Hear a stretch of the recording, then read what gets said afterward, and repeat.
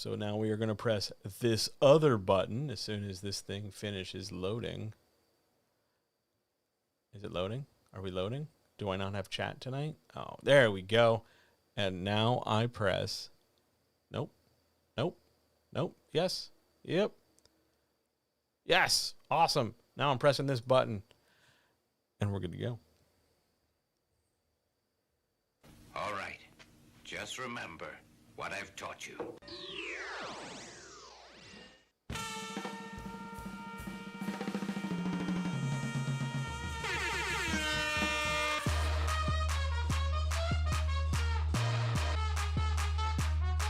What the fuck is that?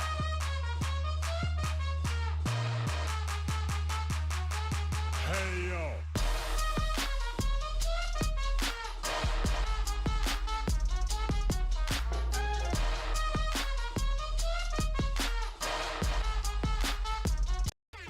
Had shorts on. I've been wearing a t-shirt. It's been delightful. I used a new shampoo. My hair smells like the ocean, and I am really excited to be here tonight. Oh man. So I think it's just kind of time to do this, don't you? Ladies and gentlemen, guys, gals, and non-binary pals, friends, writers, makers, doers, dreamers, conversationalists, maker of things, cinematographers, dancers, hoes, escorts, gigolos, juggalos, those people who carouse in various social media outlets, anybody who remembers the old-fashioned kind of stapler that loads from the entire clip from the back, people who remember to put the seat down, people who enjoy washing their hands. Let's see, who else? Hot cocoa lovers, and people who don't throw a goddamn hissy fit when you unfollow them on social media because they understand that it's not goddamn important. And most importantly, the comrades. Hello, welcome to the Writer's Chat for October the 20th. It is the 20th, right? I say that. And of course, I didn't fix the label on the chat. Oh man, I'm going to have to do that while I answer a question. So thanks for that, Twitch. Anyway, welcome to the Writer's Chat for October the 20th. Through no fault of my own, I continue to be John Adamus, the writer next door, and it is my absolute scintillating pleasure to be in your ears and on your screen one more time. Hello, hello, hello, all those people in all the chats. Zoom, say hi to Twitch. Twitch, say hey to Zoom. Everybody, say hey to YouTube. Because we're everywhere tonight. Oh, man, we're everywhere tonight. And that can only be good things for us. So, yeah, while I go address this typographical error, principally, I forgot to change the thing. So, through the power of quick typing, I'm going to make this change. But before then, let me tell you, if this is the first time you're hearing this, if this is the first time you're checking it out and you have no idea what this is and no idea what's going on, I'm going to tell you, this is the Writing Chat. Hello. I, a writing professional with over 2 decades of industry experience, am here right now to answer your questions from all corners of social media about all different kinds of creating, writing and editing and polishing and delivering and marketing and filmmaking and everything you could probably think of. I've answered a ton of questions and I look to answer a ton more, and it is my pleasure every week to come here and do that, and we're doing it again. So what I've got tonight, a dozen questions. Juicy ones, spicy ones, complicated ones, simple ones, fun ones, as well as the questions of those people in all the chats. I hope you guys have questions. And we will see what trouble we can get up to for the next, 2-ish hours. Professional night, hey, what this is, because of course I am the most organized ever. Oh my God, look at that, we're done. Let's get started with the first question. Bear in mind that you can question at any time. I'm going to stop every once in a while and say if there are any questions. But if you have a question out there, put it in chat. I'm looking at all the chats. Feel free to leave a question or a question that you're embarrassed about. It can be a complicated question. I'll do my best to answer it, really and truly. Everything's going to be fine. We're in this together. Let's get started with question 1. Hey, John, what should I do? What should I plan to do so that my second book sells better than my first book? All right, look. I don't know what you did to try and sell your first book, but I'm going to let you in on a small publishing secret. You're going to be pretty much doing the same things when you sell your second book, your fifth book, your 20th book, your 400th book. Some of this stuff isn't going to change. It's just going to be the thing you're selling that changes. Now, if, for example, all you did was just send out a couple tweets with a link, or maybe emailed a few people as to like, hey, my book's out, pick it up, you're definitely going to need to do more than that and more of that. Really, the method for selling a book, whether it's your second book, your fifth book, your first book, whatever, your method should be this.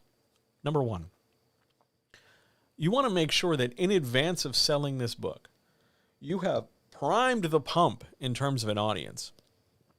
You have built some kind of platform where you can communicate to some number of people, whether that's a newsletter or a blog or a website or a podcast or, I don't know, you're on Instagram all the goddamn time. You're somewhere. You've got some collection of people who look to you for information relative to your stuff. And you can go to these people and you can inform them that, hey, this thing is out. Whatever it might be. And then from there, you continue to push past your current platform, whatever it might be, to other platforms where, granted, you won't have that same strength of audience, that same strength of appeal, that same number of people. But at the same time, you can still build an inroads or make inroads towards future growth. And it's just one platform after the other. And it's just one tweet, one paragraph, one newsletter, one email, one photo, one video, one whatever at a time, over and over and over and over again. You're going to go do some writing. You're going to do some podcasting. You're going to do some interviews. You're going to offer some photos. You're going to do this and do that. Well, all the stuff that gets your word out is what you should be doing. But again, this is what you should have been doing on your first book. This is what you're going to do on your second, on your third, on your whatevereth. Start from your platform, whatever it might be, and then move outward as though we are going into expanding concentric circles to find different platforms and different avenues to reach more and more people. Repeat as needed for more books. That's it. Now, what you do in each of these things is relative to the platform you're on. You're going to tweet differently than you jump on Facebook. You're going to write a blog post differently than you would take a photo on Instagram.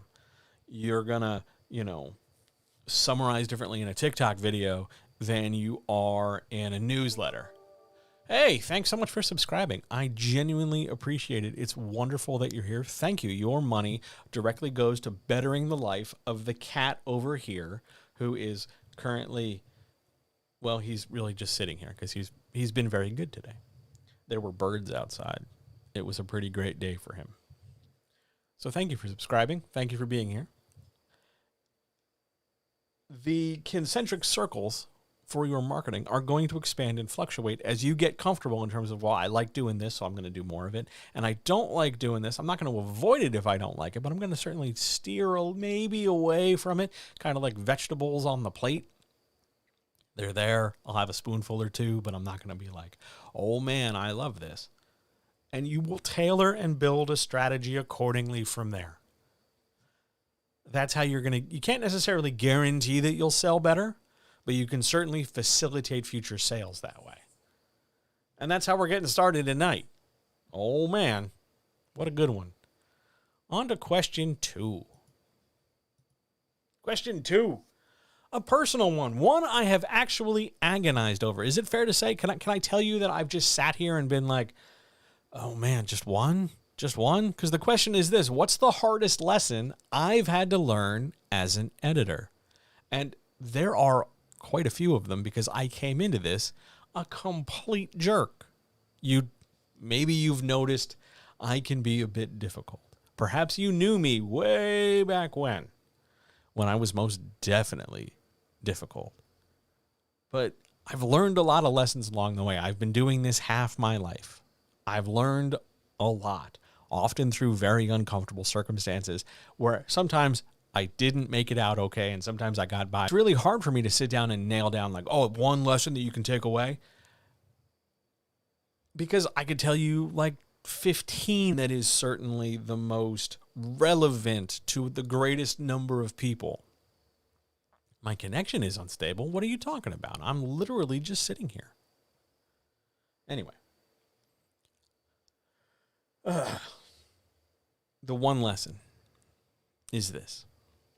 I can't make everybody exactly great. This relationship between writer and editor is not a top-down power dynamic where I can brute force make everybody amazing. I can certainly try. I have, in this career, taken people you've not heard of and made them people you've heard of. I have worked with them for years over many books. I'm so much for, hey, you gifted a person? That's amazing. You're awesome. Thank you for that. I really appreciate you doing that. That means a great deal to me. This relationship is not top-down. This is not me telling you what to do and then you following orders somewhat mindlessly. That's not how this works. What we're doing, we're in this together, writer and editor, side by side, back to back, old chum, as they used to say in the 1960s Batman. We're in this together, and I can take you pretty damn far. I can get you writing better. I can get you published. I can get you out the door. I can get you marketing more effectively. I can take you places you didn't think you could get to. And I'm not doing this to tell you how great I am. I'm just doing this to tell you that this is my job and I'm very good. The problem, though, is that the other 50% is out of my control. I can take you pretty far, but you got to meet me halfway. You got to bring some talent. You got to bring some effort. You got to bring some curiosity. You got to bring some willingness to be wrong and unlearn some bad habits, but also some willingness to try some stuff that you've maybe never done before and shake loose these preconceived notions that you're just not good at it, so why should you even bother? And we compound all that with there has to be some amount of talent. I can teach a lot of technical stuff. I can explain a ton of technical stuff. But at some point, there has to be some talent. There has to be something you're bringing here to this relationship, to this situation, so that you have something to build on to go forward to have a career. I can't give you that. You got to have that. You can develop it. You can foster it. You can nurture it. But you have to bring 50% of this to this relationship. And the hard lesson is not everybody's going to do that. I can only take you so far because some people are just going to have to tap out. Some people's ceilings in terms of talent, in terms of production, in terms of giving a shit, in terms of skill, they're just going to be the fifth best person in their social media group. They're just going to be the really fun writer who knows all the memes. They're just going to be somebody who wants to be a writer but never actually do the work of becoming a writer. There's somebody who's, never going to do more than barely file the serial numbers off somebody else's work and call it a day. The very hard lesson is that you can't make everybody super successful. We're in this together, and I can carry you. I got broad shoulders. I can certainly carry you, but if you're kicking and screaming and dragging your feet, I'm not going to be able to carry you very far. I can't save everybody. You got to come to this relationship with the intention of actually doing something about it. Your talent, in addition to your interest, makes a huge difference. That's the tough lesson. I spend a lot of time making this face and that sound because there are so many people I talk to who, if they could just get out of their own goddamn way, if they could just have a moment where they gave themselves some credit, or if they just had a moment where they were honest with themselves, I should say, where they were honest with themselves in terms of the fact that, hey, the reason why they keep constantly starting new stories is because they're only good at beginnings and they're not interested in learning how to be somebody who closes. Or the reason why they drag their feet and then get distracted with a million things like how dramatic their life is because they're not really committed to being a writer long term. That's just some hard truth to chew on. And for a lot of people, writing is a very exciting hobby, and it's a very enjoyable activity. But making that jump from very enjoyable way to pass some time to I'm going to be able to pay my bills from this requires a lot more work and a lot more focus than they are willing to give anything that has any kind of complexity. Do I believe that talent can be grown? Yes. And to what extent can it be grown? I think if you've got the seed of it, it can be fostered to a certain degree relative to your ability to develop further. Like, let's say you're writing something and it's pretty okay. I can get you pretty far. I can show you the tools. I can give you some ideas. I can point you in a couple different directions to help expand that. But you also have to take it and run with it. And it can develop, and you have to be willing to push, and it's going to be uncomfortable sometimes. And you're going to feel quite angry and quite stupid and quite frustrated and quite bothered and quite irritated. And you're going to have to learn to push through that. And you're going to have to learn to kind of grapple yourself into submission when it comes to resistance and doubt and insecurity, because you're going to have to wrestle with that for the rest of your creative career. But yeah, talent can be grown, but it can't be grown from zero. You got to bring some to the table to begin with. But yeah, I think it can be developed. And then everybody's different from there. But yeah, I do think it can be developed. It just takes time. Great question. Really, the first of many questions tonight that just make me super hype. Because, oh man, wait till you see question 3. Pretty okay is how I would describe most of my work. Well, then, what do you... All right, look. Let's have some real talk. Hang on. Just a warning. You need to be able to describe your work as better than pretty okay. You need to be able to describe your work as better than pretty okay. You need to be able to be willing to go well past pretty okay. Pretty okay can get you in the door. But if you've been in the door for a while, if you've come into the space and you're like, okay, I'm going to write, pretty okay needs to be like the coat you take off and hang on the hook because now you're there. You need to be able to push yourself past pretty okay. You need to believe yourself capable of being pushed past pretty okay. If you want to stop at pretty okay, that's cool. No shame in that. No problem in that. But understand that if you stop at pretty okay, you are going to miss out a great number of things that are further down this experience. Don't stop at pretty okay. Let it be a rest stop or a gas station on this very long journey for you. And you have to be willing not just to sit there and go, okay, yeah, all right, I guess I'm better than pretty okay, and then shrug it off and kind of say like, oh, well, John's, my problem is confidence. Yeah, no shit. Yeah, the vast majority of writers wrestle with confidence because, am I talking Kanye levels of hype? Oh, for the next question, yes, I'm talking Kanye levels of hype. But I want to go back and talk over here about confidence because you need to have some. Maybe not like, oh, big, giant, super irresponsible confidence. And I'm not saying that the minute you get confidence, you have to take it to that sort of unhealthy extreme. Like, I'm not saying become delusional, nor should you assume that the minute you get confidence, you automatically become delusional. I'm saying you need to be able to go, look, this is where I'm trying to go. This is what's important to me. I believe in my ability to get there. I just need the tools to get better. And I'm not going to let anything really dissuade me. Because this is my thing, and nobody gets to take my thing away from me unless I give it away. And I don't care whether we're talking about punk rock music, whether we're talking about porn, whether we're talking about writing, whether we're talking about filmmaking, whether we're talking about learning how to make the best pretzels on the planet. If you have a thing and you really, genuinely, truly love it, and you let yourself really, truly love it, and you want to pursue this thing, whatever it might be, because you unshakably love it. Not you just like it, not because it's better than the alternative, but because you cannot conceive of anything different.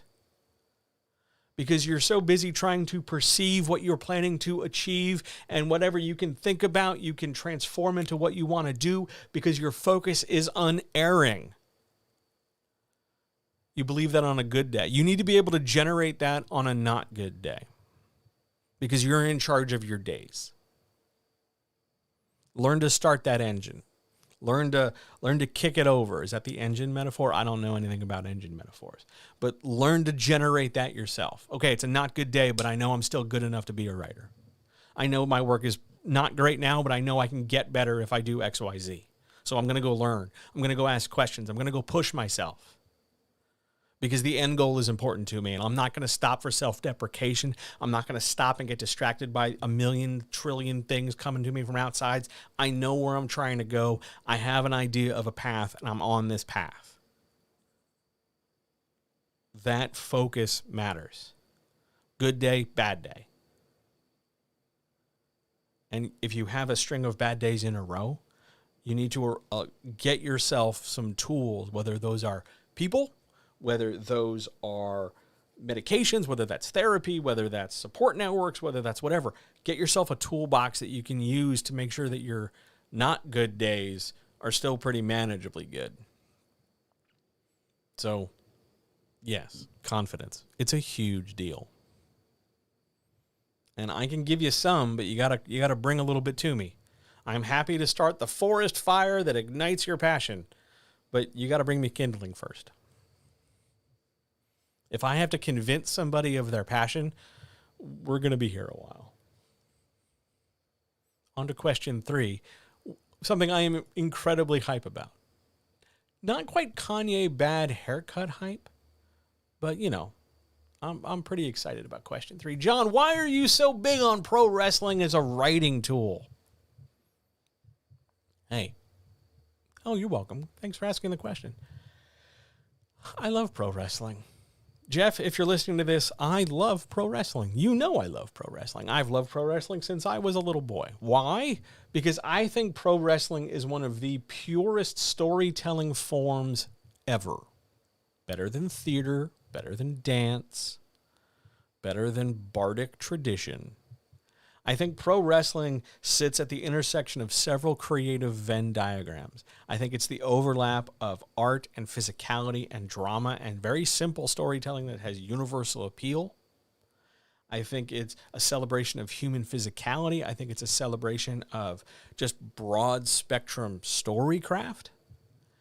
And I think when you watch really talented wrestling, people operating their bodies to a great degree, people telling very dynamic, albeit sometimes yes, if I mention the great wrestler Pagliacci, Jeff will feel it. That is my hope.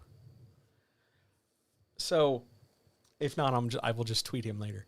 But I love wrestling, and I think wrestling has this ability to transcend the fact that it's just, you know, two big dudes or you know, a group of people coming together.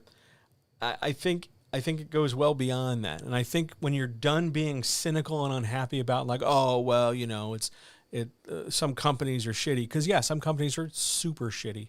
And some companies are mired in the fact that their best days were 40 years ago. And other companies are trying to push boundaries. And other companies still are trying to get on the map at all. Once you're willing to look past the capitalist structure and you're looking just at the ability of like, hey, this person's trying to tell this kind of story, to fundamentally understand how to be a protagonist or an antagonist, or what drama looks like, or what pacing looks like, or what action scenes look like, or what dialogue could be, you go look at pro wrestling. Also, it's really fun. I don't know if you've ever been, but if you've ever like watched really good wrestling, you will get caught up in it if you give it a chance. It's fantastic. I love pro wrestling. It's great. I think it could teach so many people so many different tools for writing. If they just were willing to look at it beyond just, well, they're just big dudes or something. I think it's an indispensable writing development resource.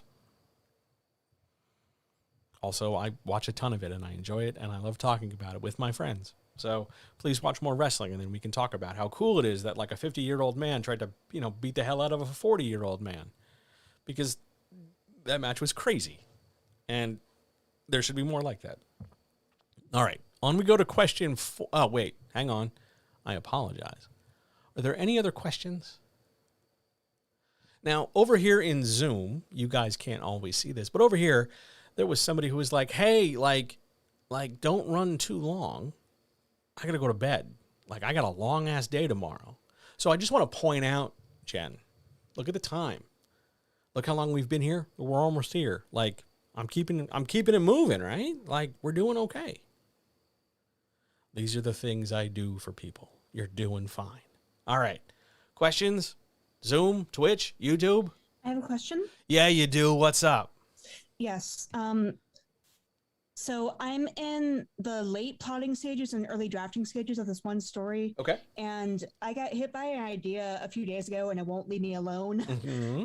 to either replace one character with another character and kind of like merge the roles of both those characters into one person. Okay. And I'm torn, honestly. I don't know if I want to do that, and I'm just keep them separate. Yeah, awesome. Okay, so here's some questions that editorially come up when you want to merge get. If we merge them, hypothetically, right? We have to think a little bit ahead. Hypothetically, if we merge these two characters, would the story need that much extra correction? If we merge these two characters, would the reader really ever notice? Would I have to rewrite a major B plot, or would I have to substantially redevelop something? Would it leave a big hole in my story? That's going to be question number one. Question number two. Does merging these characters together make other things in the story that I want to create easier to create? Like if I merge these characters and slim down the number of people in my story, does that make it easier for the climax I have in mind? Does that make it easier to pace the things out I want to do? If I have one fewer person, does that make things more tense if there's a monster chasing us or something? Can you immediately come up with a benefit to merging these people together? Third thing, sort of related. If I merge these two characters together, what exactly am I losing? Is it just the fact that there's this being with a name and then they won't be there anymore? Or am I going to lose something substantial because I'm taking best friend number 2 and best friend number 3, and I was given best friend number 3 all the jokes? Like, am I losing something substantial that I can't find a different way of manufacturing in my story? Those are the big editorial questions I ask when I'm reading somebody's stuff and I'm like, hey, why don't we merge this character? The follow-up question is, as is, unmerged, when they're two separate people, are they each doing something so significant and critical to the story that if we merge them, the story doesn't work anymore? Like, you can't really merge Frodo and Sam in Lord of the Rings, because you lose some really significant arcs for both of those characters. You could, but then you shape the story differently. Or you take Legolas out. It kind of throws things off. You don't technically need everybody in the Fellowship, but it helps that there are certain roles done by certain things and certain people in certain ways. So as long as you're facilitating the growth of additional story, and you're not necessarily leaving a lot of like jangly detritus. Oh my God, I got to patch this and fix this, and there's this problem and that problem, this thing and that thing. As long as you're cleaning up behind yourself and simplifying is to your benefit, totally merge the two characters. Also, I'd like to point out that you're in the late outlining, early drafting stage. This is the ideal space for you to sit down and go, yeah, I think on the page it's going to work out differently than how I planned it. You're not in the late drafting, early publication, so it's not like we should have made this decision 10 months ago. This is a great moment for this discussion. This is a great moment for this decision. And honestly, if you're already leaning towards, hey, I think I should merge these people, go with that gut feeling. Really, trust your gut. Learning to trust your gut, learning to listen to that voice in your head that's like, hey, do this, is a great way of strengthening and becoming that better writer overall. I'd totally merge them. Great, thank you. You're super welcome. What a wonderful question. All right, other questions? I am going to pull up question 4. Oh, man. Oh, man. Other questions? All right, we're going to get some air horns. And here's why you're getting air horns. I'm about to teach you how to win every Twitter pitch contest. I am going to teach you how to beat any Twitter pitch contest. And I'm just telling you for free. No gimmicks, no hustles, no, hey, go check out my $4,000 class that I franchised out to 4 other people that you don't know about. No big, strange British accent or any shit like that. I'm just going to tell you how to do this. All right? Just because I think you should know how to do it. John, can you show how you come up with a Twitter-sized pitch using any book or movie you want? Yeah, because I like pitching. I love pitching. And I think 90% of the people I talk to at some point when pitching comes up, they all say some version of, I'm terrible at pitching. I hate pitching. Pitching sucks. Pitching doesn't suck. How you're doing it sucks, but we can make it better. So I want to show you a very simple strategy to do this more effectively. And if you keep doing it for a load of different things, I honestly do think over time you'll like it. Okay? Now, the book I want to use is literally the audiobook I finished today. I was doing some chores. I listen to audiobooks when I'm either driving or running around the house. I listened to Dave Grohl's autobiographical memoir, The Storyteller. It's really incredible. And if you want to get the audio version, it's like 10 hours long of Dave Grohl just talking to you. And as we all know, Dave Grohl is essentially the Keanu Reeves of the music scene. He's just a nice dude. And his story goes all the way back from like the early 80s up until like 2 years ago. So he covers a wide range of stuff. And it's great. I could listen to Dave Grohl talk a lot. When I'm going to pitch this, how I'm going to pitch this, I'm not going to sit there and tell you that, oh, well, it's 10 hours and 45 minutes and 52 seconds, or that it's just Dave Grohl talking into a microphone. I'm not going to tell you that it was recorded in New York City and also in part in LA, and that you can clearly tell that there's a dB difference between how they engineered the two parts because they tried to make it sound like it was in the same place all the time. But I'm not. Because the thing that makes a pitch work is not the facts you use. It's not the facts. It's not just the presentation of specific 1, 2, 3, 4, 5 things. It's not the order of those 5 things. It's not the fact that you have 5 things. It's the combination of a few things along with some kind of emotional, evocative snare, some cheese on the mousetrap, some kind of lure combined with fact to make somebody interested so that they want to get more information. And the only way in place they can get more information is to look beyond the pitch. The pitch for a thing does not ever have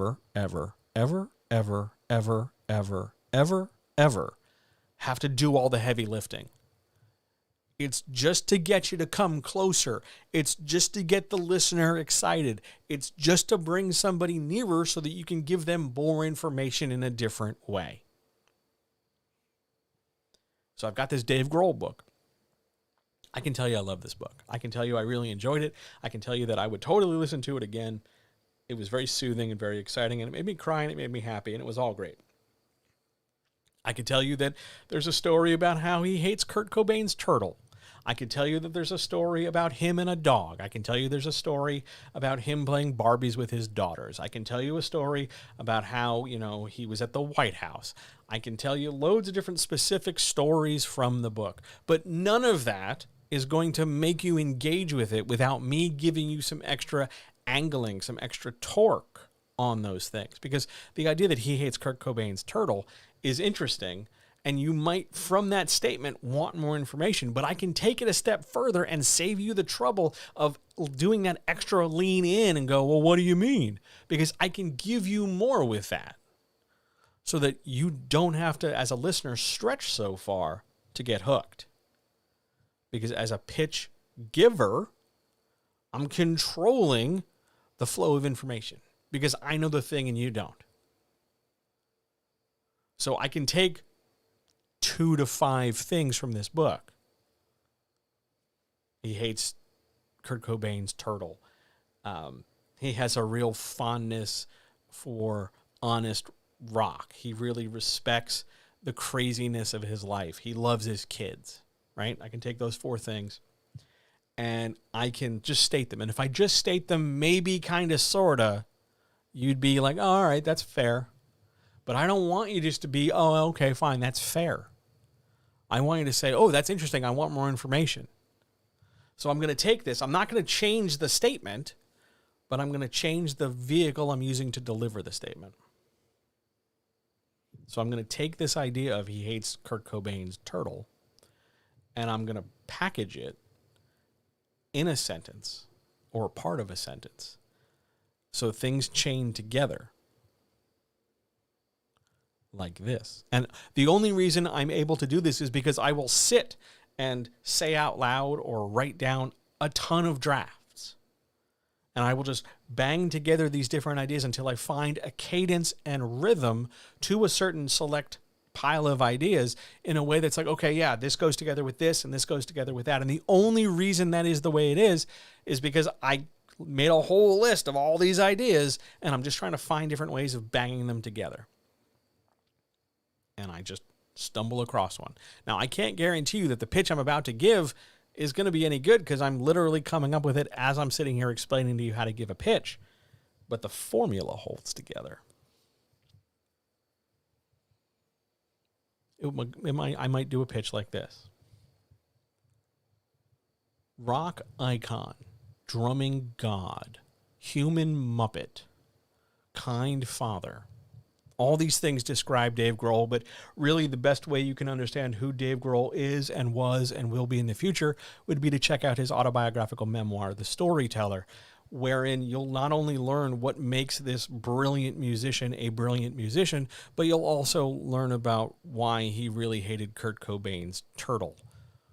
The book The Storyteller is available wherever retail books are sold, as well as on Audible for an audiobook read by Dave Grohl himself. There you go.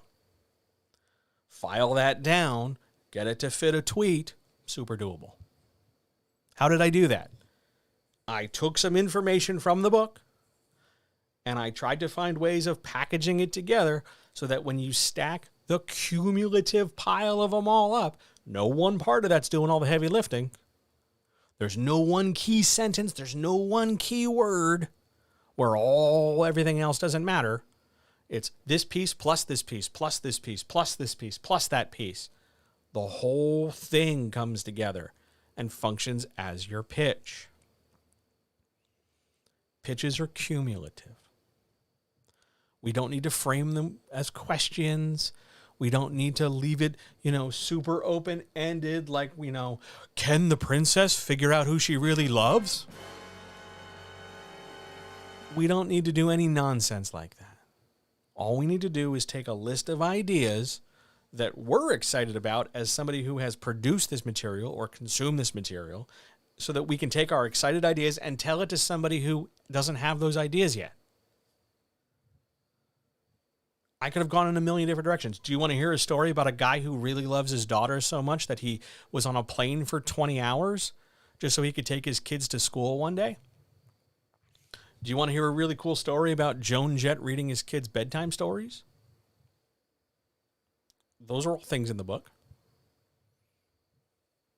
But I didn't choose them, not because they weren't good, but because I just picked different stuff. That's what you can do in a pitch. Don't just assume, oh, I need the main character. Oh, I need stakes. Oh, I need the plot. You need those things, but the specifics are up to you. You get to pick and choose which ones you want. And you're just creating a pile, creating an aggregate, a little here and a little there and a little this and a little that, so that the overall effect is a satisfying pitch. And the best thing to do once you accumulate all your material is just practice it over and over and over again until you're comfortable with it, until you're able to do it without that hesitation of, I don't know if this is any good. Because we want to dispense with that right away and just get to, here's what I have, here's 10 things, I've broken it down, I'm trying this combination, I'm trying this, I'm trying that, what do you think? That's how you win any pitch contest. I don't care if it's in person, I don't care if it's in a tweet, I don't care if it's in a Facebook log line, doesn't matter. That's how you win. Package your ideas, practice them, rehearse them, find a way where you can make information combined with emotional interest in a presentation that makes it appealing to some other person. That's all you got to do. That's how you win. Great question. On we go to 5. Hey, John, how do I ask someone for a blurb quote? Everybody know what a blurb quote is? They're the things you see on like posters and covers and back covers where it's, this is a tour de force, 22 stars from such and such and so and so. Oh man, this book totally kicks ass. Whatever, right? That's a blurb quote. Now, I'm going to tell you 2 different ways to go about getting blurb quotes. One's going to be from people you know. One's going to be from people you don't know. The people we know, those are hot calls because we already know them. We already have a pre-existing relationship. The people we don't know, those are cold calls because we don't have a pre-existing relationship. Now, part of this is going to tie back to a previous thing we talked about, confidence. And if you're sitting there right now listening to this going, oh my God, I don't really have a lot of confidence. I barely have enough confidence to like make it through this chat. And you're telling me I need confidence to get a blurb quote? What the hell am I going to do? I understand. I know. But yeah, you're going to need some confidence because you're going to have to ask this other person for this other thing. But let's start with the hot call, the hot lead, the pre-existing relationship.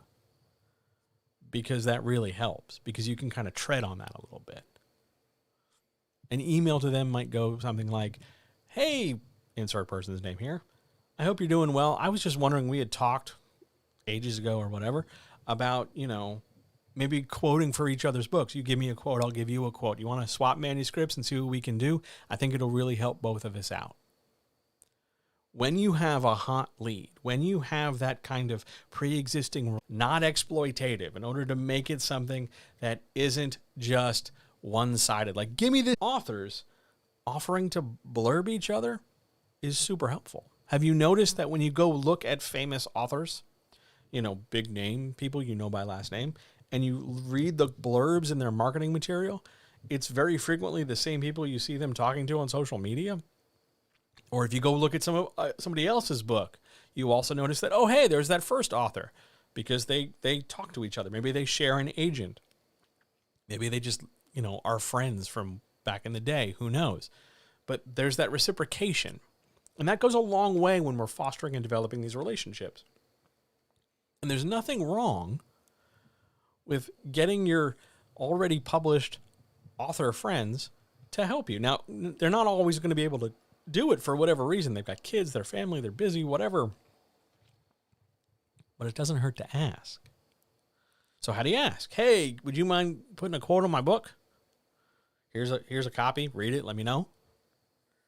Setting this up sooner rather than later is really helpful, so it doesn't feel like you've asked 22 people and, your friend is now the 23rd. Bump them up the list if they're your friend. They'll feel better. The tricky part is the cold lead. The group we don't know. Because you see this a lot where you get a famous author who's like, hey, here are the 25 books I'm going to read this month. And, if I like them, I'll tell you about them. I've never been a fan of this, move in publishing. I think it's a little gatekeepy because then all of a sudden newer authors feel like they have to jump through certain hoops in order to get big famous author to recognize them, which is, I think, a garbage move. And it helps, especially if that, big famous author is kind of a dick. It reinforces this idea that they will always be better than me. But, okay, it's still a cold call. It's still somebody asking, like, hey, can we get into this? How do we do this? And everybody's going to approach this differently. Some people are going to have more of a natural confidence. Some people are going to have to kind of summon some confidence. Some people are going to come at this in maybe a deprecating way that's a little bit too deprecating. Some people are just going to be flat out and terse about it.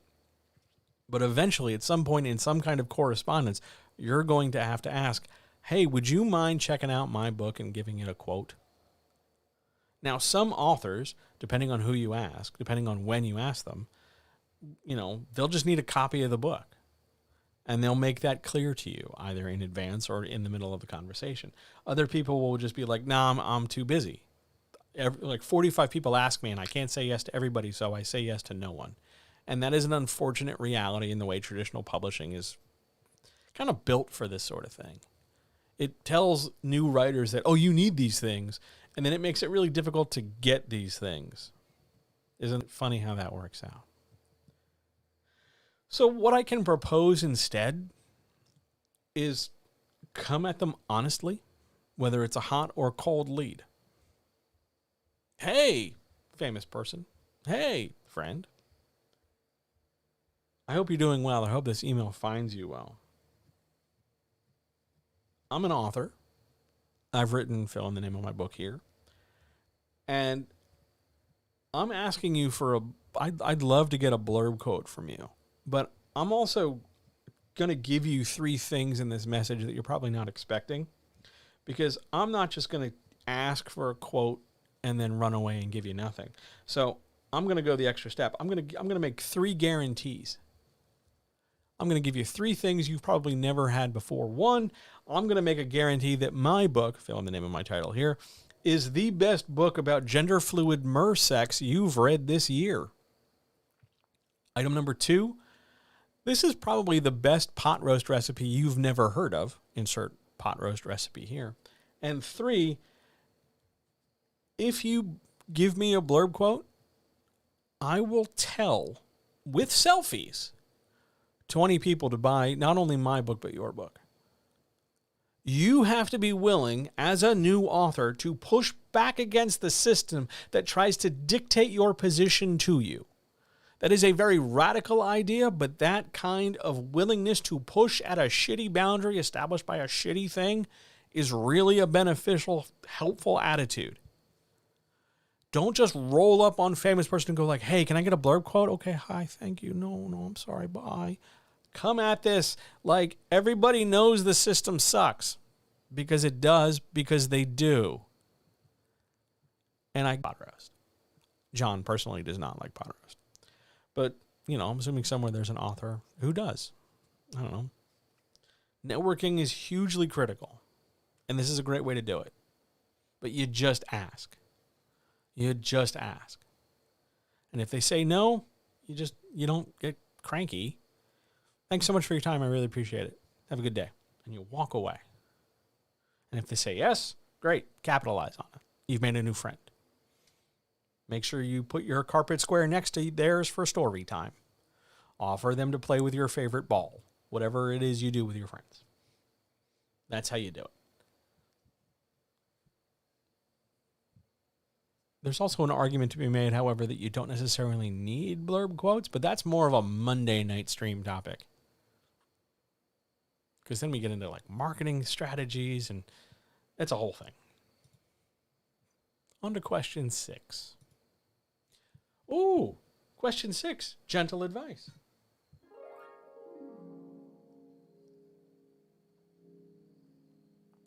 Gentle advice. I recently started writing a second book after I got stuck on my first book, and I feel now like I abandoned that first book. What's going on? Hey, good news. You abandoned your first book. Also, it's not that big a deal. Now, as I said earlier, sometimes some people keep starting new books rather than learning to finish old books because their peak skill is only ever in starting, and their excitement is only ever in starting. They're great at starting and not necessarily great at finishing. And they're kind of unwilling to learn how to finish. But that's a different question for a different day, perhaps. But for now, for here, yeah, you did abandon your first book. But it's okay, because it's just an idea. It's not a person. It's not a small child in the mall. It's not, a wounded animal that you've left crying on the side of the road. It's not your cat. It's not, you didn't lock them in the closet and they're crying for 2 hours. It's not it's not a human you've birthed or anything. It's just an idea. You put it down.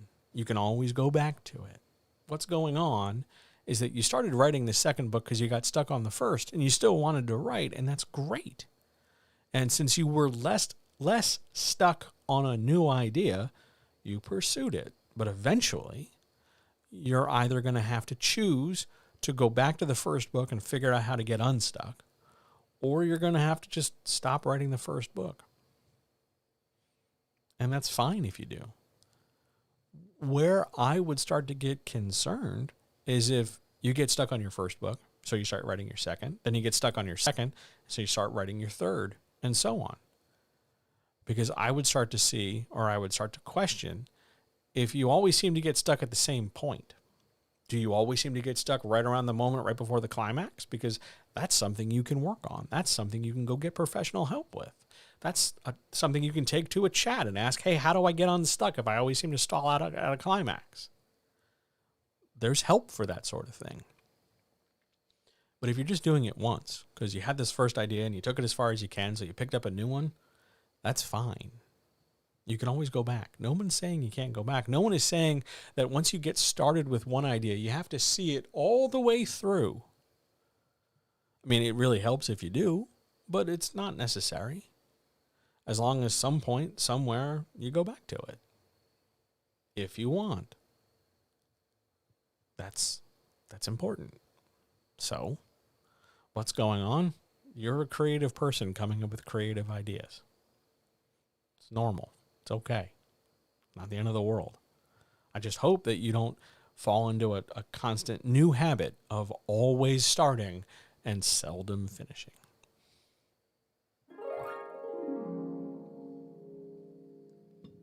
Good question. Twitch, Zoom, YouTube, questions?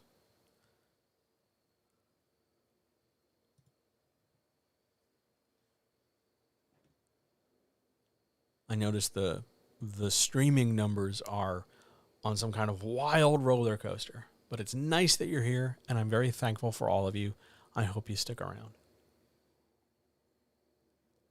And if you're watching this on YouTube, the vast majority of people who watch this on YouTube are not subscribed. Subscribing's free, and it would totally help.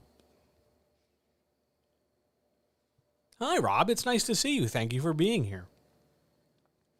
And if you came in before, not just you specifically, but if somebody came in before and I didn't say hello, hi. It's nice to have you here. Thank you for coming back. Shall we roll up our short sleeve band t-shirt sleeves and see if we can get a little messy with the next question? If my beta readers consistently point out so many things wrong, okay, is that a sign I shouldn't be writing? No? Now, I'm going to phrase it that way because there's a couple different ways to interpret this. If you think that you have to write a certain way and it has to be perfect the first time, you are going to be universally disappointed in this whole creative endeavor. It's not going to be perfect. It never needs to be perfect. It won't ever be perfect. Stop chasing perfect. If your beta readers are constantly finding the same things that are wrong over and over and over again, and despite your best efforts, assuming you're making your best efforts, despite your best efforts, you seem to keep making the same problems, that's not a sign you should quit. That's a sign you need to get help with those specific issues. Now, if it's not a specific issue over and over, let's just say it's a quantity of issues. It's not uncommon for some beta readers to flag 500 to 700 things across a whole manuscript. Sometimes that might just be a comma. Sometimes that might be a story issue. Sometimes that might be a big giant thing. Who knows? But if there's coming up with just a pile of stuff and it's almost, if not entirely, overwhelming you, oh my God, there's so many things wrong. That's a sign you should quit. That's a sign you should change the way you're doing what you're doing. You should go get some help. Go get a writing coach. Go find an editor. Go take a class. Stop going to Twitter and Discord for your writing advice and go find a professional who can legit help you. Don't default to humor. If you wanted editing, you'd go get an editor. If you wanted story development, you'd go get a developmental editor. A beta reader is there to make sure that the nearly finished book that you've got on hand is satisfying and doesn't have glaring issues that stand out or would stand out to the average reader. But don't read into, if I can use that pun, don't read into their commentary as though your very career as a writer is on the line, because you're the only one who decides if your career is on the line. You're the only one who decides that the first hint of criticism is going to be a sign you should quit, because I hate to tell you this, if your beta readers are stressing you out, wait until you meet actual consumers. Because at least with a beta reader, you can tell them to go suck eggs. Sea of 1-star reviews, if at all, or your book goes just petering off into smoke in the distance, you're going to be profoundly more disappointed. If anything, I'd start to get excited about your beta readers pointing things out. Oh man, there's a lot I can work on. This is good. I can get better at this. I can improve this. I'm not really satisfied. I'm not really pleased with the fact that there's like a ton of stuff to do, but I can get better at this. If I couldn't, if it was so bad I wouldn't know what to do, they wouldn't be leaving me any comments. They would just say, this thing's terrible, stop it. But instead, they're giving me all this feedback. They're giving me all this material. I get to choose what I want to do with it. So no, don't immediately assume that you should just give up. So many people ask me this question, they're just looking for, I guess, kind of a permission slip to give up. Like they want somebody to go, yeah, it's totally okay to give up. So if that's you and you're listening to this and you're just waiting for somebody to tell you, hey, it's okay to quit, listen. It's totally okay to quit.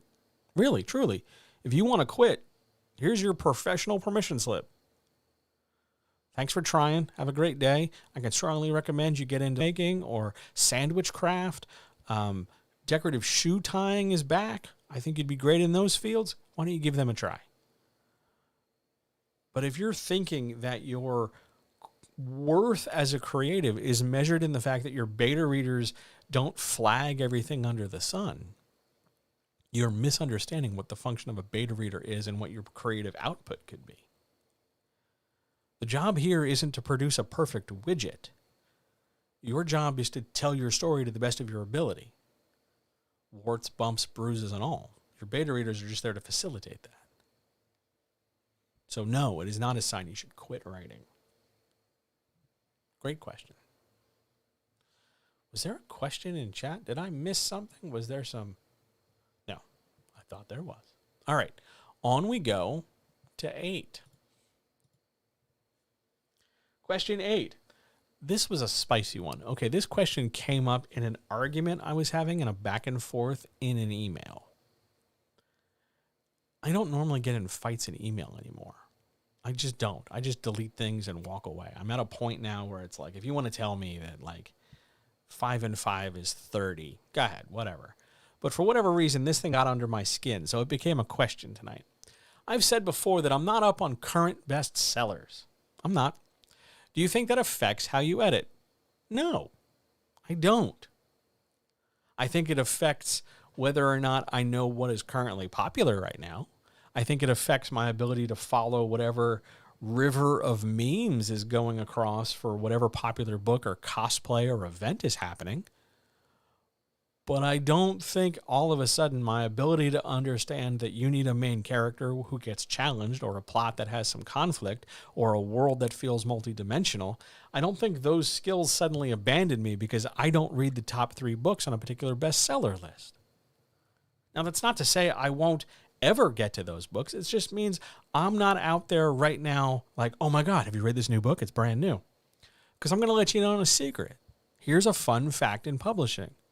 The reason why everybody's talking about those books, the reason why those books are all hot and trendy and everybody's talking about them, especially in the hashtag writing community, is because they're trying to pull you away from writing and get you over there to reading, get you over there to buying those books. And there's nothing wrong with buying those books. Absolutely support those authors. Actually, get those books from libraries. Support libraries while you're at it. But if you're busy reading that book and telling everybody how great it is your writing getting done? Because here's the thing about me and editing. I spend my entire day editing, 8, 9, 10, 12 hours in this chair. It's a very comfortable chair. In this chair, sometimes with this microphone, always in front of this monitor. all I do is edit. Over and over. You think the thing I want to do when I'm done working is go look at more words on screens or pages? Are you sure? Because I would much rather consume lots of different stories in lots of different directions. My ability to edit is rooted not in me knowing what the popular thing is. My ability to edit is rooted in the fact that I am always looking at different stories from all over. Editing is not a popularity contest. Coaching is not a popularity contest. Yes, it totally helps in 2 minutes if we have a conversation where you're like, have you read such and such a book? No. Why don't you tell me about it? And then all of a sudden we got to figure out how we make it relevant to our conversation. But by and large, by itself, it does not ultimately matter. Maybe I will read those current bestsellers that everybody's talking about. Maybe I'll read about it 9 months from now. Maybe I just plain flat out won't read it. But it's not going to make me a worse editor or a poorer coach. It just means I'm not going to be able to play the reindeer games or join in that conversation. I should edit everything based on Squid Game. Well, yes. I mean, first of all, if I could simplify a lot of my wardrobe choices down to jumpsuits or at least matching tops and bottom combinations, fine. I'm totally okay with that. 2, I'm not great in physical games of chance.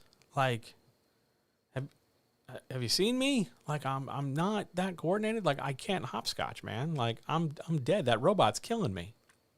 Also, capitalism is terrible, comrades. What are you doing? But yes, I should totally let one story dominate everything I do and everything I think about, because that's a healthy approach to being a creative, right? Just get on one thing and follow it into the ground. Oh my God, you guys, there's that series with that one character who's like that one thing, and here's the cosplay for it, and here's the Pinterest group for it, and here's the meme for it, and here's the Tumblr for it. Is Tumblr still a thing? You know, yeah, that's a great response. How about we just look at the breadth of creativity rather than just one thing to death? I don't think it affects how I edit. And if you pick another fight with me in my email, please know that I'm going to swing back next time. Because it took you 22 emails to get to the real juicy stuff where you just think I'm a jerk. We could have just started there. Saved everybody a lot of trouble. I could have had a sandwich. On we go to question 9. John, what's a butterscotch ending? Apparently TikTok is the new hot place for book hyping. Yes, I've heard that. I have seen Book Talk. I don't get it. Like, I understand the principle of it, but like, I don't know if you know this, but a lot of people on Book Talk seem to be of the white lady persuasion. And just by default, that tends to make me a little suspect, because that's a fairly insular group. And they're not always the most sensitive or the most rational to communicate with sometimes. So I tend to look a bit side-eye at Book Talk. Also, it seems like they only have 2 or 3 bullets in the gun and repeat those things ad nauseum, and other details and other elements kind of get lost in the shuffle. But yes, TikTok is like the thing. Yeah, I don't have it either, but I have people who have it, and I look at the websites through the power of VPNs, and it's a thing. And okay, I mean, just like we don't always want to go to Twitter for all our writing advice, we don't always want to go to, the Clock app for our book hype. We want to look at a breadth of things. Multiple tools in the toolbox, not a bad idea. But what's a butterscotch ending? This came from, was it a Substack? Was it a newsletter? It might have been a newsletter where this came up. I think it was in a newsletter excerpt that was getting shared around the hashtag writing community. A butterscotch ending, also called a rainbow ending or an MH ending, magical happy ending. A butterscotch ending is a really sweet ending where everything gets tied up with a nice, pretty bow. It's just, everything's great. The endings on like episodes of G.I. Joe, where we all have like, somebody makes a joke and then everybody stands in a line and just sort of laughs. Ha ha ha ha ha ha ha. and then we just go to credits, even though we just spent like 15 minutes glorifying colonial, militaristic, patriarchal violence with lasers. Those are butterscotch endings. The fact that everybody has like a zinger, but everybody learns a valuable lesson in a sitcom, it's a butterscotch ending. When it just ends nice, neat, pretty, and delightful, that's a butterscotch ending. They're not necessarily bad things. Sometimes it's the best kind of ending to have for a story. It's just a label for an ending type.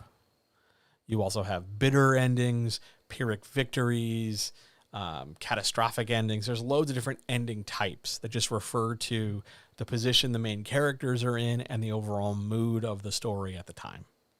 I would not get hung up on the label. Just, does your story end? Does the ending make sense for your story? Those are your two big criteria. There's a question over here in Zoom. I have several people that I know who write only smut. So not Squid Game. No, not Squid Game. Squid Game does not have a butterscotch ending. Question. I have several people that I know who write only smut, and they are excellent writers, but they feel that they can only write smut and that they are not good enough to write anything else. What advice would you give them? Well, step one, they're going to need to try and write something other than smut. And this is as true for, fill in the blank with smut. Just because they write smut, whatever, they write smut. We could say this about romance authors who don't think they could write fantasy, or fantasy authors who don't think they could write crime, or, historical authors who don't think they could write Westerns or something, right? Like, it doesn't really matter what they're writing now. The issue is that they don't think they can write something else. You won't know until you try, first of all. And second of all, the best thing you can do if you're trying to write that other thing, whatever it might be, science fiction, fantasy, Westerns, romance novels, whatever, cookbook, who knows what. The best thing you can do is get some sense of what that second type of writing has in it. What are the conventions? What are the tropes? What are the expectations? What is the story more or less supposed to have in it or not have in it? What's the framework? What are a couple common things that I can start with? Do I need to know the basics? Is it written in first person usually? Is it written in third person? Where can I build a comfortable nest to operate from in this new genre with this new story? Get some education, get some information, and then start writing. If there's an underlying, I'm choosing my words here. If the idea is that I write erotica, and that somehow means I'm writing some kind of taboo, so I'm not good enough to write non-taboo things, that's just wrong. Like, that's just dumb, and you're making life harder on yourself. You can write anything you want. You just have to try it. Doesn't matter if you wrote, like, I don't know, children's books, and all of a sudden you were like, no, I'm going to write like psychological horror or something. Go ahead, try. Just try. Just because you wrote A and now you're writing B, it doesn't mean you're good enough. Good enough's weird. That's a really strange thing for me. It immediately puts up the red flag of you're asking the wrong question. You're making it about, am I good enough to do this? It's not about being good enough. It's about, can you do it? Can you perform the tasks? Can you do the things you need to do? Can you put the words on the page? Can you get the movie into the other person's brain? Can you tell the story? Not, can I do it good enough? Because that's what we have multiple drafts for. That's what we have editors for. That's what we have, not a one and done process for. Good enough is a strange stumbling block. I don't know if they're good enough. If they've got to ask whether or not they are, I'm going to assume they're not.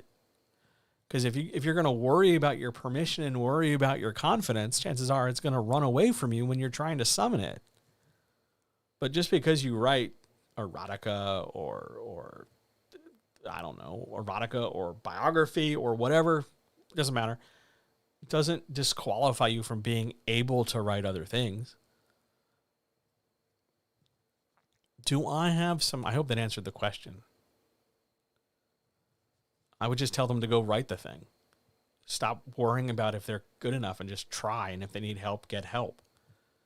Do I have some tips for finding digital writer groups? Yes, quite a few tips. Item number 1. What do you want to get out of this group? Do you want accountability? I don't know what will or won't intimidate you with your question, so I don't know if the parenthetical aside that won't totally intimidate me. It doesn't matter to me. I don't know you well enough to know what will or won't intimidate you. But first and foremost, with whatever digital writing group you're looking for, what do you want out of it? Are you looking for accountability? Are you looking for a regular Monday night, everybody sits down and shares their writing experience? Are you looking for 5 people who will get on your case if you don't write your words over the weekend? Are you looking for somebody who can consistently tell you that, hey, you're doing pretty good, keep going? What do you want out of the group? Because that's going to help you sort out groups that do provide that from groups that do not provide that. And that's a really big deal because a lot of people find writing groups that don't do the thing they want, but they don't know where else to look. Because not all writing groups do everything for all people. Some writing groups are just writers who get together and complain about publishing. Some writing groups are writing groups that just sit and write.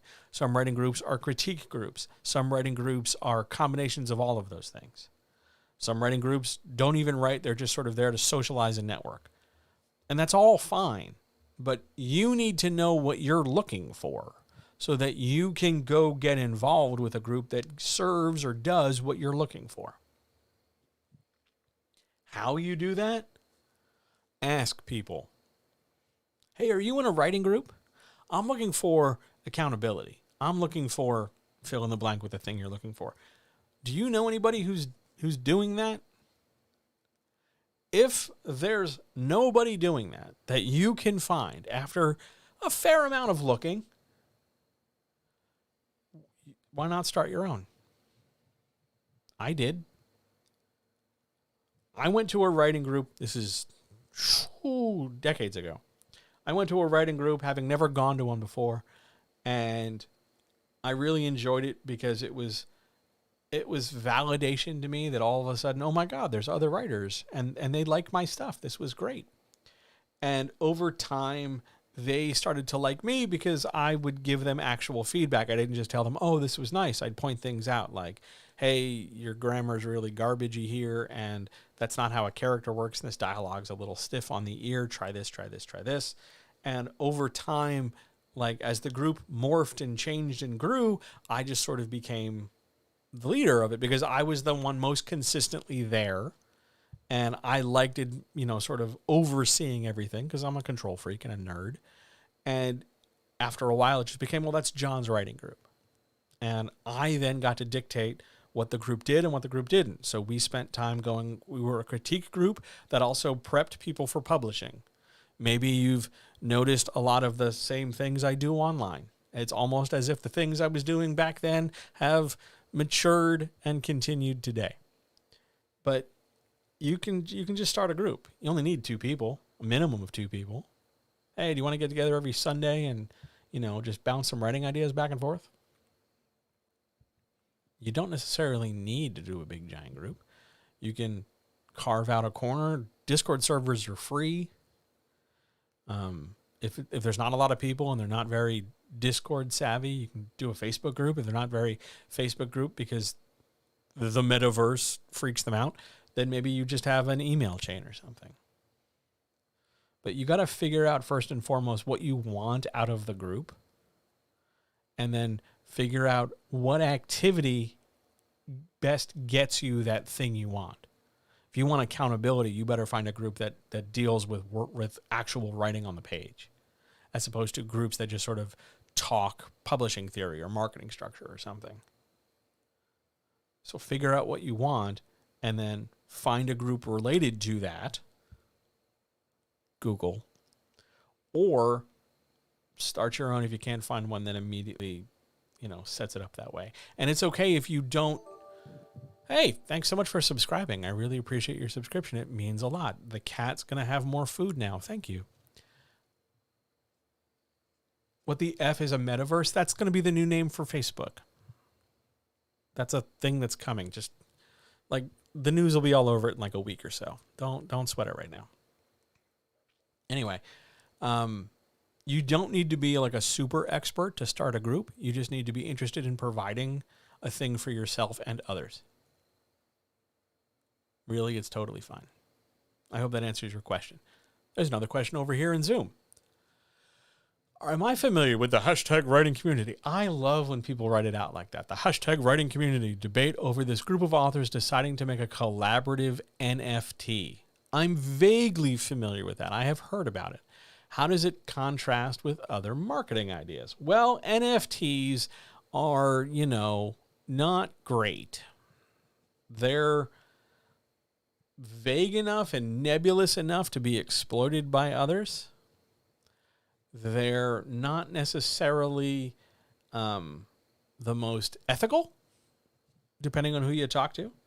They're not necessarily anything more than a trendy thing. Do I think it's necessarily the best way to market? No. I think it's sort of like, as much as everybody's like, oh man, NFTs are the next big things, or the same way that like cryptocurrency EFTs are the next big thing, I think to some degree, some of this stuff's going to be the next Beanie Baby, or the next Pog, or the next slap bracelet. They're going to be great for a little while, real popular, and then after a while, something else is going to come along. If they're looking to market their stuff, really, truly, if they're looking to market their stuff, there's nothing wrong with traditional veins of marketing. They just need to try more, branch out from their existing material. I guarantee you that the majority of those authors never really sat down to think about how something video but not a book trailer would make a difference. To me, it's always felt like, oh, what's the hot new thing? I'm going to jump on that. But the hashtag writing community has always looked for a popular thing to badly misunderstand and then ride into the ground. Do I think you, not you specifically, but the writer on average needs to sit down and get into it? No. No, I don't. I think the thing you need to focus on is writing your book. I will tell you this, though. I will get more familiar with the NFT thing because I'm always sort of guiltily fascinated. That's not the right word. In that same way, people stop and bottleneck at car crashes. I love looking at stuff that seems like a disaster for other people because I'm a terrible human on some level. I like looking at just and shake my head. So I got a feeling this is not going to really branch out to be the, oh my God, genius idea possible. The same way that like 2 weeks ago, I was looking at, getting in on my own cryptocurrency because I thought that would encourage people to like subscribe to more stuff of mine. And it's a nice idea, but not necessarily the most effective. I'm assuming that's what they're referring to, but they took down the site and all the announcements. Oh, well, I guess that idea was very short-lived. Golly. There was a question over here. Is it worth it to collect a series of books into a hardback once you've released the set? How long should you wait to release the collection after the final book? Okay, there's two questions. Both are good, but let's answer the second one first and then get into the first one. How long should you wait to release the sort of like omnibus or the big compilation after the last book? From a physical publishing perspective, they're going to say at least 100 to 160 days. Just because that's a publishing cycle.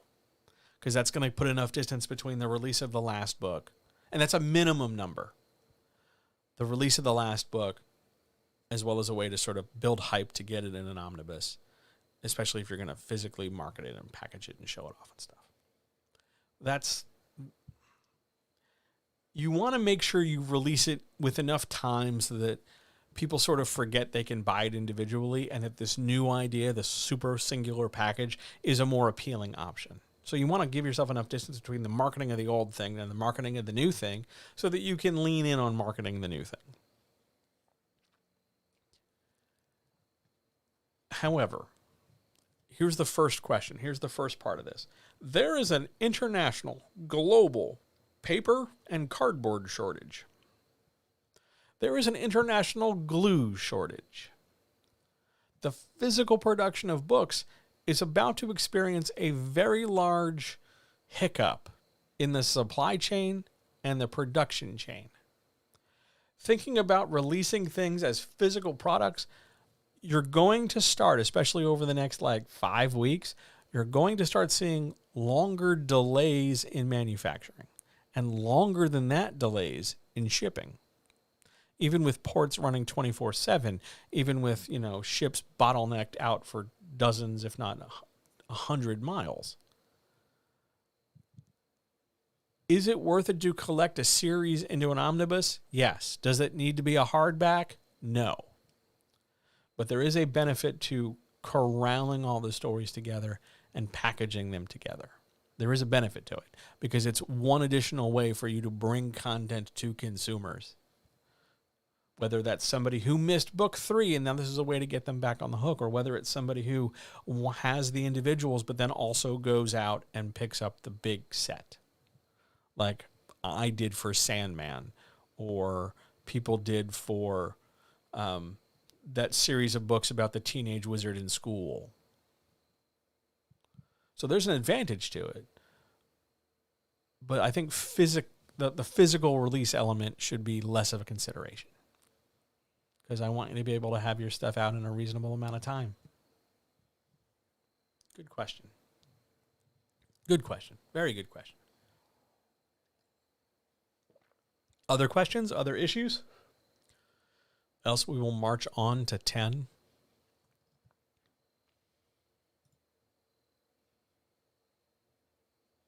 All right, I'm marching on to 10. Question 10. Hey, John, I'm in high school. How likely is it that I can publish a book? It's pretty likely. Your age, and I'm putting aside this whole you're of a generation, blah, blah, blah. I don't know. No. Your age is not a disqualifying factor. You're a high schooler. You're a human being on the planet. You have some level of experience, and of that experience, because you're in high school, while you might have a high school of incredible drama or tension or danger or risk or whatever, and you can spin that out in fiction in loads of different ways, quantifiably, cumulatively, you don't have as much experience as somebody in their, let's say, 20s or 30s or 40s or so on. But publishing itself is not limited or guidelined by depth of experience. You can publish a book. You're going to follow all the same rules as somebody else, but there are going to be people, particularly in the traditional publishing space, who use your age as a disqualifying factor based on the assumption that you don't have enough experience, that you're an idiot, and then they can find somebody else. Also, depending on your age, I don't know the age specifically you are, but depending on your age, it may be necessary for you to get a parent signature on a contract, which for some publishers is going to be a pain in the ass. Because they'll just start dealing with your mom as opposed to you, and then it becomes a whole thing, and then it's just a mess. But in terms of, let's say, self-publishing, you could totally do it. All the same rules apply. Tell the best story you can. Get it into the best shape you can.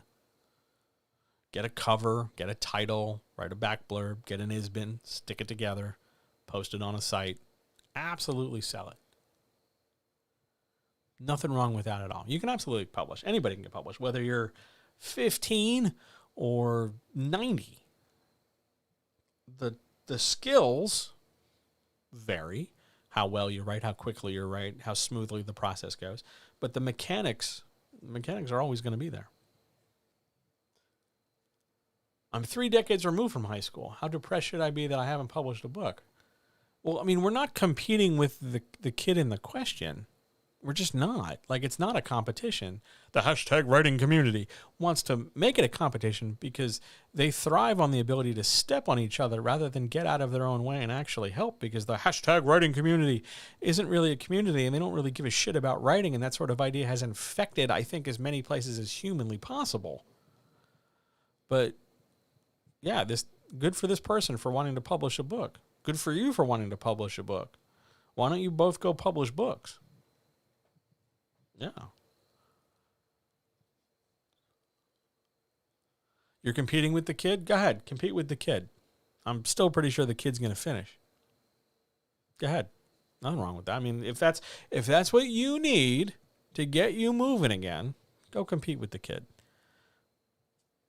It's going to lead you to frustration down the road, but yeah, you're free to go ahead. It's a free planet. Do what you got to do. But yes, being in high school, being young, does not make you less likely to publish a book. Same path. Might be a little harder because you've got other stuff, other responsibilities to deal with. You know, school and stuff. But yeah, you can do it. Everybody can do it. Everybody should do it. There's plenty of shelves, plenty of books, plenty of stories to tell. Tell yours. Absolutely. On to question 11. I can't believe like some bunch of fucking knobs was like, hey, we're going to get an NFT. Oh, okay. Good for you, Chief. 11. Hey, John, what is a packaged climax? Again, much like a butterscotch ending, this is a term that's nice, but not necessarily super critical to know. A packaged climax is a climax that you know is coming based on the early reading in the book. For example, if you're telling the story of somebody who's got to square off against the bully, and you haven't really introduced any other competing antagonists, yeah, you know the climax of the movie, the climax of the book, or the climax of the movie has to do with, oh, this kid's going to square off against the bully. The kid from New Jersey is going to have to crane kick the blonde kid in the karate tournament. Oh, the guy who was wrongfully accused and locked away in a prison has to go, murder the people who locked him away. The guy, the guy whose wife was murdered by the one-armed man has to get, vengeance on the one-armed man. You know what's coming. The good cowboy has to fight the bad cowboy. A packaged climax is a climax that you know is coming based on the material you've read in the early part of the book. It's a package deal. You know it's coming. There's nothing wrong with it. Yeah, sometimes you can subvert it, challenge it, do something with it. Absolutely. But by and large, it's just how the book's going to be. It's just how the story is, and that's fine. It is not necessarily a bad idea. Packaged climax is common, and it's all right. Really, truly. How are we doing on time? Wow, we are flying through. Any other questions? There's a ton of new people who just came in, so I guess my connection is not as unstable as it used to be. Hello, viewers. Hi. Twitch, YouTube, Zoom, people. Hello. I hope you're doing well. If you've got questions, fire away. The one thing I can't see, I don't even know if it's possible, YouTube comments, I don't yet have a way of seeing them. Not until like hours after the fact. So that's the one wrinkle in this system. I haven't quite gotten all the bugs out yet. But by and large, if you have questions in any of the chats, fire away and I will see them. Questions about anything. Else we will talk about the very spicy 12th question.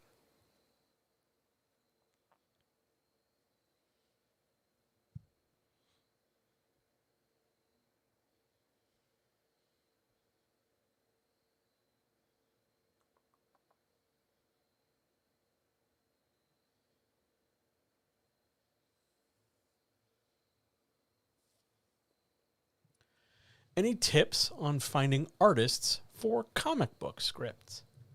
Yes. What kind of art style are you looking for? That's going to help you determine where you go looking for your artist. And then the best thing to do is comb the 3 common places where artists are. So you want to look for portfolios. That's going to be Pinterest boards. That's going to be websites. That's going to be social media in and around artist hashtags. And then find artists whose style somewhat aligns with or does entirely align with the visual idea you have with the script, and then move things forward. Have conversations with artists. We've talked about that in previous weeks. You pretty much ask them their rate and see if you get a good vibe artists to represent that style. The one note I want to make is that a lot of writers who are planning to produce comics, who are looking for artists, or even writers who are looking for cover artists, there's a real possibility for rigidity. It has to look this way. It has to do this. It has to be that. And I understand that you, the writer, have had this sort of very intense connection with this idea for a very long time. But your specificity in terms of producing a cover can be a significant drawback, because maybe the artist also has a vision that can even exceed your preconceived notion.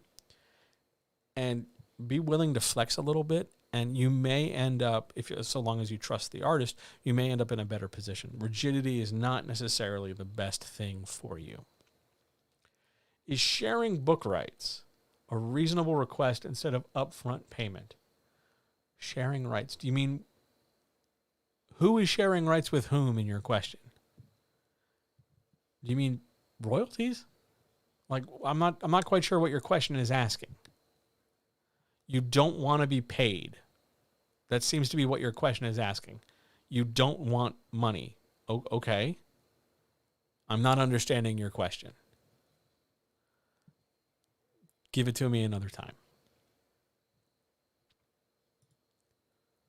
Why wouldn't you want to get paid? I feel I must be missing something. I must be missing something in this question.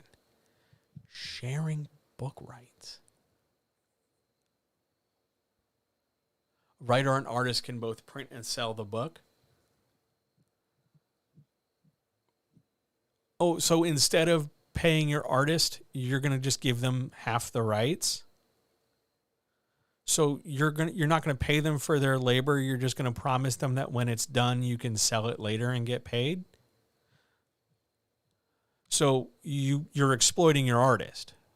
You don't want to pay the artist up front because you want to promise them a bigger payoff down the road if things go well.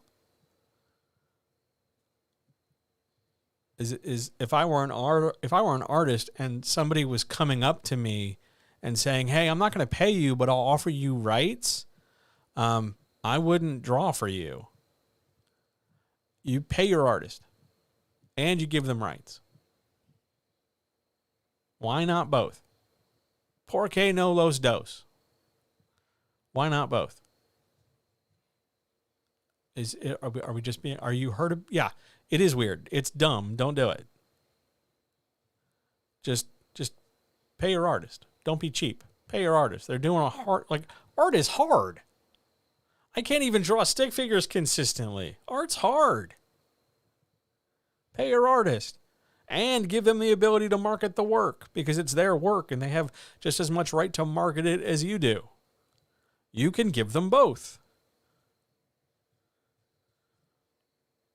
9 times out of 10, any situation that defers upfront payment is generally a situation you want to walk away from, because it's basically saying that the payment will be conditional on some other hoops to jump through. And I guarantee you those other hoops are a long way away from where you are at the time. Like, we will totally pay you if you sell 1,000 copies. Well, now I got to go through the labor of setting up 1,000 sales before I see one dime. Yeah, art's very hard. Even hastily done comics with just pen on ink, it's real hard. Comics are hard. Pay your artists. As an artist, I get annoyed with people who don't want to pay up front. As an editor, I get annoyed with people who don't want to pay. I think every person who does a thing or makes a thing gets really annoyed with people who don't pay. The number of times people have come to me and been like, I can't pay you. It's one thing if somebody's like, I can pay you once the Kickstarter funds, which is a regrettable downside of the crowdfunding model for publication. I understand. I'm not really pleased about it. Hopefully these things come to me when I have other streams of money coming in so I can kind of weather it if it doesn't happen. But when that's not the case, when it's, after I sell 500 copies, then I'll have enough money to pay you. That's a real problem. Like, if I do some work for you, I expect to be paid for that work.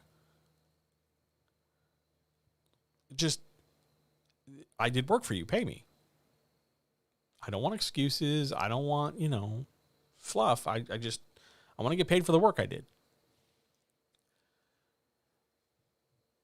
Ooh, there's a chewy question. Hang on.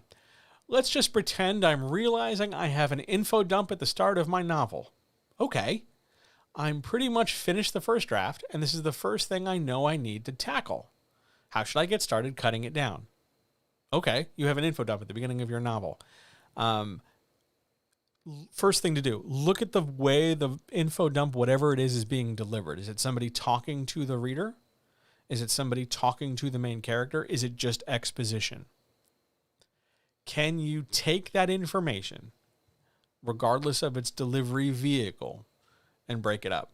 If it's a walk and talk, where you have two characters walking because it's the beginning of the story, can you take that information and put it elsewhere in the story? If it's just straight exposition, why do I need it up front? If nobody said you were offending anybody, you're totally fine. I just think you should, not you specifically, I think everybody should get paid for their labor. Back to the info dump. Depending on how it's delivered, the content of it is less critical because it's an info dump. We assume it's info important for the story to some degree. The question is why it has to be very much at the beginning. Like, why start there? Could you start elsewhere? Whether you manufacture a new opening or whether you reconfigure existing material to make a new opening, why start with an info dump? Because you've got to build inertia past that. It's an extra hurdle. Can we take that information and put it somewhere else in different size containers and different size packages at different moments in the story? Can we essentially break it up so that our story's opening is more engaging than just here are 5 paragraphs of fact? Like, can we do something more than that? If you know you need to cut it down, there's 2 ways you can go about it. 1, cut it entirely. Cut every bit of it. See if you need it. Chances are you probably possibly don't. If cutting it out radically loses something, like you're giving away the fact that, evil Sauron made jewelry and loads of people got rings, then you need to find different ways of getting that information across. There is a slim chance that your info dump is well placed. But if your gut says cut, then we're going to go with cut, which means you got to either find a place for the information to exist in a new form, or you need to preface it with something that's going to be engaging. My first instinct would be to try and break it up. Take a little bit here, put it over there, repurpose, reposition pieces of it, rather than just lift and paste the whole thing and stick it 10 pages down the road. Break it up in chunks. It's going to give you more opportunity to expand existing scenes. It's going to open the door for new scenes entirely because it's new information to build around without giving it a sense of the story, without giving the story a sense of, big congestion. I would look at that as opposed to wholesale cutting or artificially building a new beginning. I think you could repurpose it along the way.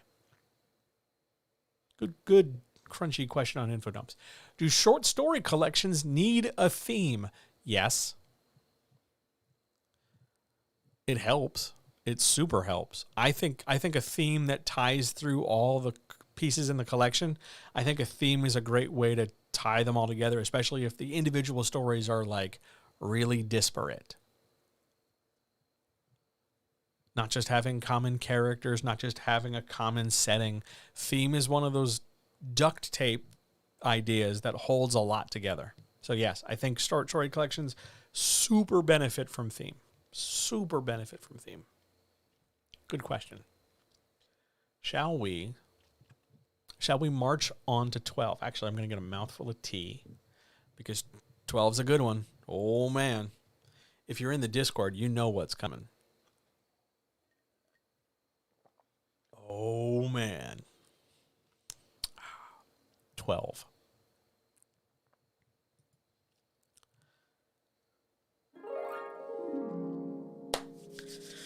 Gentle advice. Am I still opposed to Nanowrimo? Okay.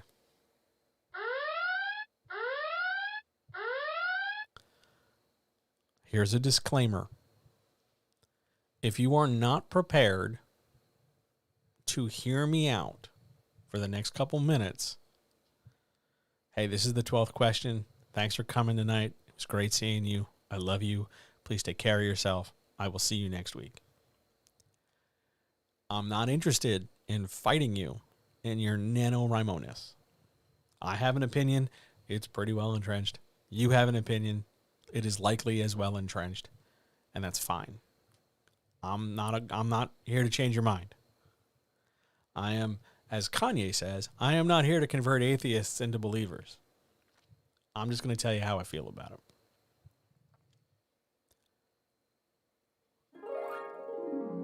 And I'm going to try and do it gently. Am I still opposed to NaNoWriMo? Yes. Big time. Big, huge time. Why? Because I think it's great for a certain part of the writing population, and I think too many people aren't in that population anymore, but are still convinced they are. You know that story, that parable about the elephant who gets tied to a stake and spends most of their life sort of roped off at a radius and they can't really go very far, and then one day the stake is lifted but the elephant doesn't really wander too much because they're so used to being tethered down to one stake? I think NaNoWriMo is that stake for a lot of writers. A lot of writers who could wander, a lot of writers who could grow, who need to row, who would benefit from growth. I think NaNoWriMo ties them down a lot. I understand that NaNoWriMo gives a lot of people a great sense of community that they wouldn't otherwise have. And I understand that NaNoWriMo is a fantastic microcosm of, well, it forces me to sit down and write. But, you know, if you're trying to do this as a career, if you're really trying to make it on like a big pro level to do big pro things so that you don't have to work the shitty jobs and you can make a living on your books, you need to be able to sit down and write independent of what month it is on the calendar. And I think NaNoWriMo preaches this dictum, this dogma of, well, you have to have community and it's all about November, and November is what does this thing, and nobody writes a draft in 30 days. You can, it's great, but that doesn't necessarily mean it's a great draft. Likewise, writing that draft in 30 days and then sort of skimping on all the other important parts makes it look like the entire magic trick to writing is just sitting down and writing, but it skips the fact that there are other subsequent magic tricks like sitting down and writing and being good about it and editing it and having an idea and having a more complex story idea than just something you can bang out in 50,000 words, because 50,000 words is at least 35,000 words shorter than most of the book should be. If NaNoWriMo really wanted to make a difference, really and truly wanted to make a difference, it would stop making it a contest. It would stop making it a thing you win. It would stop making it this artificial community element. And it would just turn it into, here's how you write a thing. And it would give everybody some templates. Hey, you want to write fantasy? Go take this free class that's 30 days long. And then spend the rest of the 11 months of the year writing the book, rather than turn it into this event, this strange, incomplete novel sprint. Have you noticed that all the major big published authors will say some nice tacit things? Oh, NaNoWriMo's a lot of fun. Good for you. But they're not like, oh man, I'm knee deep in Nano. Why? Because they spend their entire year essentially nanoing, which is what you should be doing. If you're trying to do what they're doing, you got to more or less follow some kind of direction the way they are. I think NaNoWriMo ties people down to the idea that it's just 50,000 words, it's just a sprint, that the community is very artificial, that it's more about the community than the production, that you can skimp on the production, and that when the production's done, you're somehow magically all done and everything's great. What really turned me off NaNoWriMo was the discovery that I can literally just copy and paste into a text box the same 20 words 50,000 times until I make a word count. It didn't ask me about characters. It didn't get me to type into a form field about my plot. It didn't challenge me to develop my themes. It didn't ask me, what method of outlining I was going to use. It didn't get me to think about publication. It didn't challenge me to wonder about querying. It was just, can I copy and paste a thing into a box? And while I suppose that is writing on some level, I would be very hard-pressed to really call that my best work or somebody's best work. That's why I'm opposed to it. I think it could be a lot more. I think it should be. I think it needs to be. And I think too many people and how do I put this? I think too many people get lulled into the idea that it's the important thing to do, that it's just what you do as a writer, in the same way that everybody who thinks they need to be in a rock band need to tear holes in their jeans and play really loud. I mean, that's part of it. Those are important, but there's still a whole other thing. NaNoWriMo feeds people false hope and trades quality for production. And I think a lot of people who could be good writers if they had better foundations and better support are hampered by NaNoWriMo. I think it gets them up in their head. I think it gets them up in their way and then calls it a day. So yeah, I'm still opposed to it. I'm no longer outright sneering at people who do it. I used to, as recently as last year, go, oh God, you're a nano writer. That's so cute. And then pat you on the head and then go on about my day. And I've since, gotten to the idea where it's just hey, that's what you want to do. That's what you want to do. But I'm going to be over here doing my thing. Yeah, that's true. It is the honor system, and people are going to cheat whether they were going to do it or not. And if it's just about the badge, it's just about the badge. But it still comes down to 50,000 words isn't enough. It's not enough. And there are so many other story elements that don't get talked about enough. And so many other production elements that don't get talked about enough. And their absence to me is galling. Their absence to me is very apparent. And I think it lends itself to crafting a tier or a type or a level of writer that has a natural finite ceiling, when had they gone a different direction, they wouldn't be handicapped like that. They wouldn't have been hobbled that way. It's less scammy than it was. I used to think it was an outright hustle. I think it's questionable. I'm not arguing with people so much about it anymore. Maybe I've gotten wiser. I don't know. But yeah, I'm still opposed to NaNoWriMo.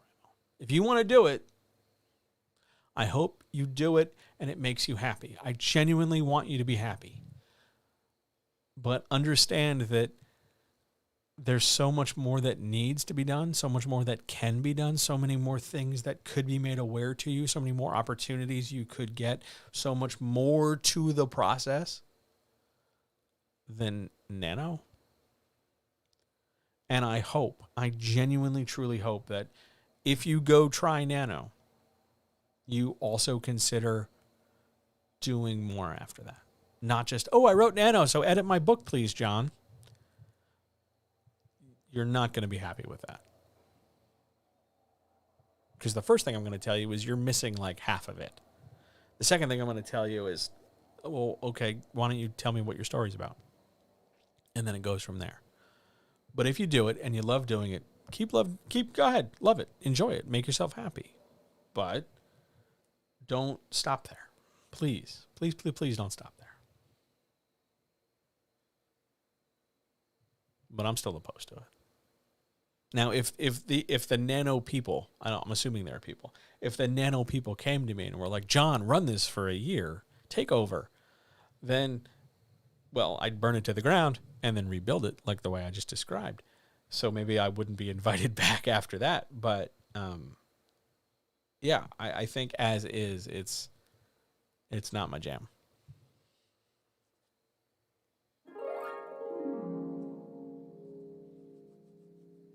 Yeah, there we go. Other questions, issues, comments, concerns. Hello, people who came in literally like moments ago. It's really nice to see you. I don't know if you came in specifically for the nano question, but thanks for being here. I appreciate it. All right. Put that over there next to the cat. Other questions, issues, comments, concerns. Ugh. If you're tracking water consumption, that was 3 pints of water and 1 pint of tea. There are still, there's about a pint glass and a half of water on the desk. They will be chugged when I am off the air. Yeah.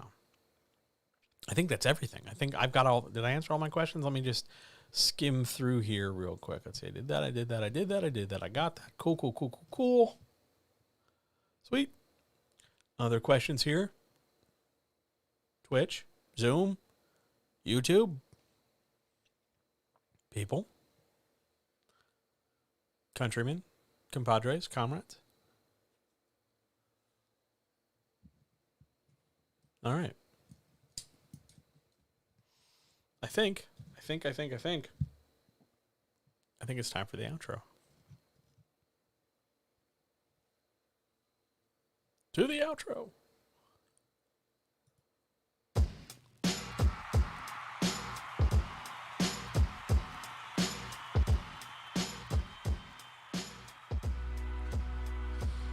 Oh, man. All right, though. Heck of a day, right? Heck of a night. Thank you so much for being here. Thanks, everybody in chat, for showing up. Thanks for all your great questions. I genuinely appreciated it. This was a good one. I had a good time. I hope you did too. I hope you learned some stuff. I hope you got some answers to stuff. If you liked this, if this is the sort of thing you want to check out more of, think there's some things you can do. One, if you're not already, go follow on Twitch or subscribe on YouTube. Both are free. You'll get notifications as to when stuff comes out. If you want to hang out in chat, I'm here Mondays and Wednesdays. And in fact, the next time I will be here, at least the next time I'm planning to intentionally be here, will be Monday, the 25th of October. So I don't know what we're talking about yet, but we'll be talking about something. If you want to support this and support everything else we're doing, the best thing you can do is go check out the Patreon, patreon.com/JohnHelpsYou, Y-O-U, create. Because that funnels everything. That connects to this, that connects to that, and it makes everything happen, and it keeps the lights on, and it gives you access to the Discord. So if you're looking for that community of writers who want to help you succeed and help you get published, go check out the Discord and the Patreon and everything.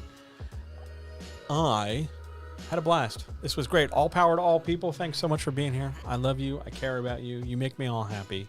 Please take care of yourselves. Have some water. Get some rest. Get help if you need it. You are definitely good enough. I believe in you. I care about you. I love you. Ooh. You know what I'm going to do right now?